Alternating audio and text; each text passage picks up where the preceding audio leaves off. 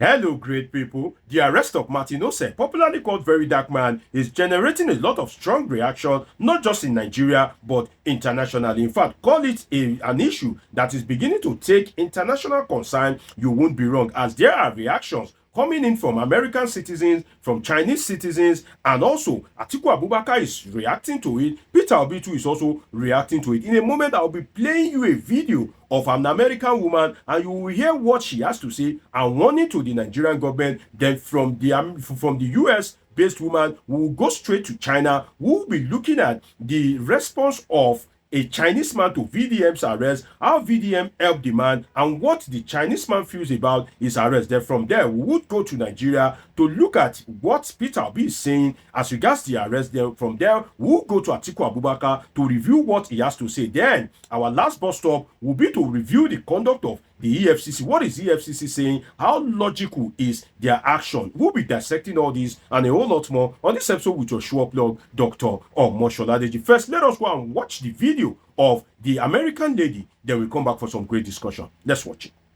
Hello, EFCC. This is a serious warning, and I hope you guys listen very well. You cannot arrest VeryDarkMan, a freedom fighter, like a Tory's leader. You guys should free VeryDarkMan within the next 48 hours. There you have it. You just watched the video of the American lady and you heard what she has to say. Well, I'm not done yet. Let's go straight to China and hear from this Chinese man. Let's hear what he has to say about the arrest of VDM. Then we'll come back for some great discussion. Let's watch it. I heard my brother, VeryDarkMan, has been arrested by EFCC, like all brothers. Ross is very angry because he's a good person. And it's not just empty talking. Let me tell you how I got to know VeryDarkMan. There was a Tanzanian named Peter who took Ross issues, was 1 million in cash, and he tried to cheat me. Nigeria's brothers told me to seek VDM's help. I just messaged my problem to VDM, and the next day, he make a video to expose it. Later, Ross get a little money back. He was willing to help a stranger, a Chinese, without any reward. So Ross says he's a good person and impossible to have done anything illegal. So I want to say to the Nigeria government, you are a great country with land, resource, and labor. You can definitely to develop your country well. But look at the current situation. Your people are starving, and those who work don't get a good payment, and those who do business don't make a good profit. So I think you are arrested with him because he often speaks out on those public issues. You cannot solve the problem. So you choose to silence those who raise them. Isn't that shameless? Nigeria brothers, please share this video and leave your supportive comments. Tell the government that it's a democratic and free country. It should tolerate critical voice because all Nigeria wants their country to become better and stronger. Please release VDM immediately. But also want to tell VDM followers, please be patient and do not take extremely actions to make things worse. Wait for VDM release and the truth to come out before take action. There you have it. You just heard from the Chinese man as regards his relationship with Martin Ose, otherwise known as VeryDarkMan, and also what he feels about the arrest of VeryDarkMan. Now, we've been to the United States, we've heard from the American citizen, we've heard from the Chinese man. Now, let us go back home to look at the statement of Mr. Peter Obi, presidential candidate of the Labour Party in the 2023 presidential election. Then after that, we'll look at that of Atiku Abubakar. I find it important to review those statements with you because they made some strong assertions in that particular statement. Now, let us go to the one of Peter Obi, then we go to Atiku Abubakar, then we'll review the conduct of the EFCC. Now, the statement of Mr. Peter Obi, it says that the recent, and I need you to listen very carefully to the submission of Mr. Peter Obi, says the recent developments in our nation continue to raise serious concerns about the direction we are headed as a democracy. The tension in the land, aggravated by hardship, is being needlessly fueled by our attitude to the rule of law and human rights. The arrest of Martin Vincent Ose, popularly known as VeryDarkMan VDM, though perhaps within the legal rights of security agencies, was carried out in a manner that left many Nigerians unsettled. The display of force, lacking in transparency and civility, closely resembled an abduction, a disturbing method that not only creates fear but also risks being mimicked by criminal elements.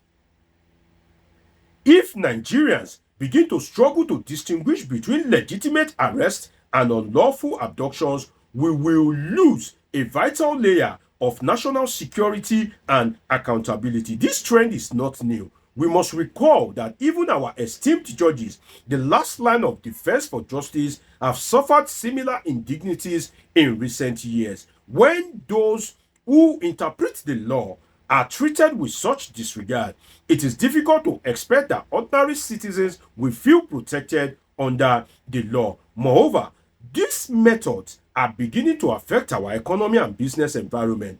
The backlash directed at GT Bank, allegedly linked to the circumstances surrounding Mr. Ose's arrest, has had serious reputational consequences. At a time when investor confidence is already fragile, we must do all we can to avoid actions that tarnish institutions or undermine the trust of both citizens and the international community. One cannot help but ask, was it impossible to invite Mr. Ose in a civil, transparent, and legal manner?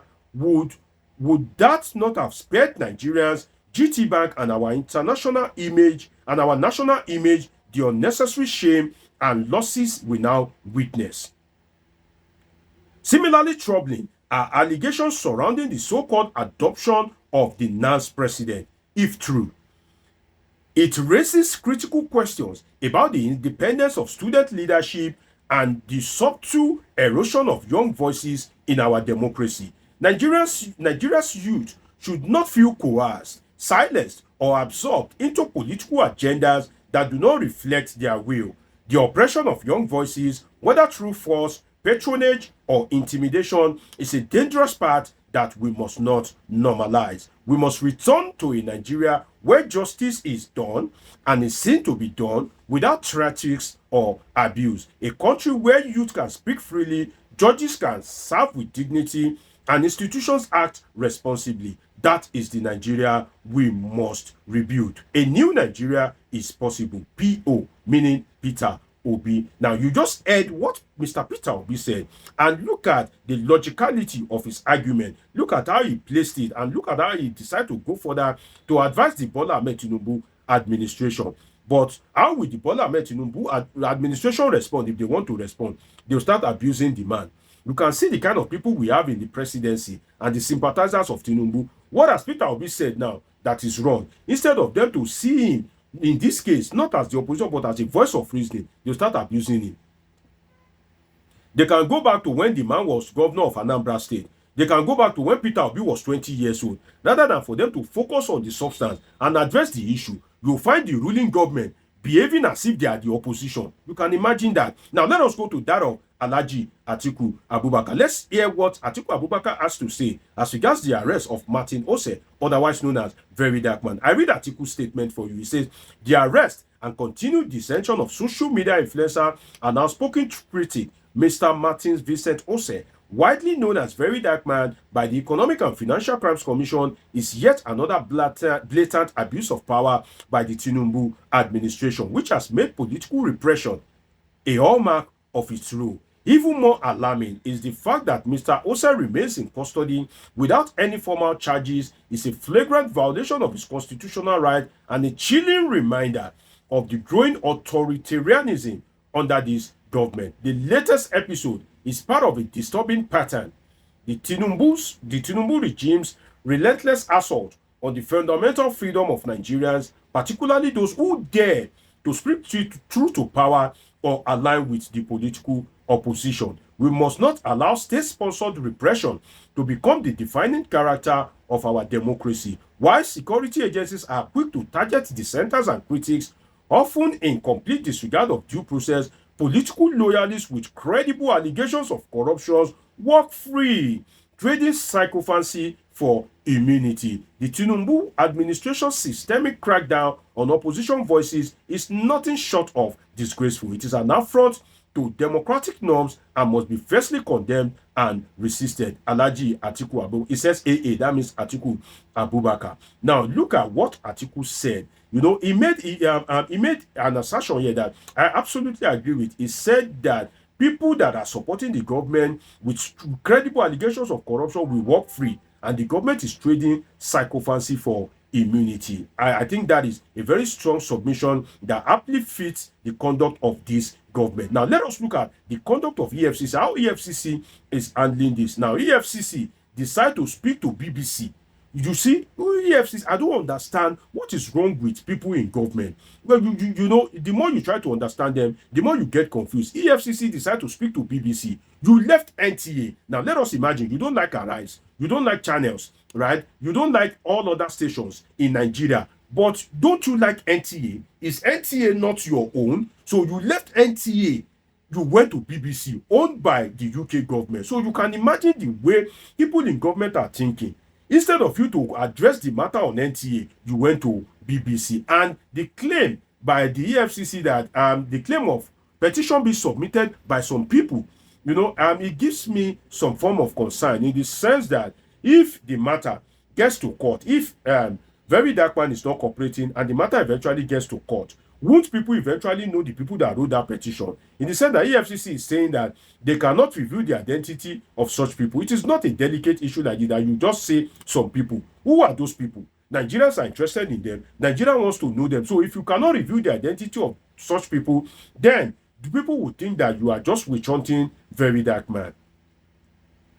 And if you look at it, you know, I asserted in my earlier video that this VeryDarkMan seems to be fighting a proxy war, in the sense that people are fighting him in a proxy war because he seemed to have offended he seemed to have offended some people, and those people are against him. If not, why can't we reveal the identity of those that submitted petition against him?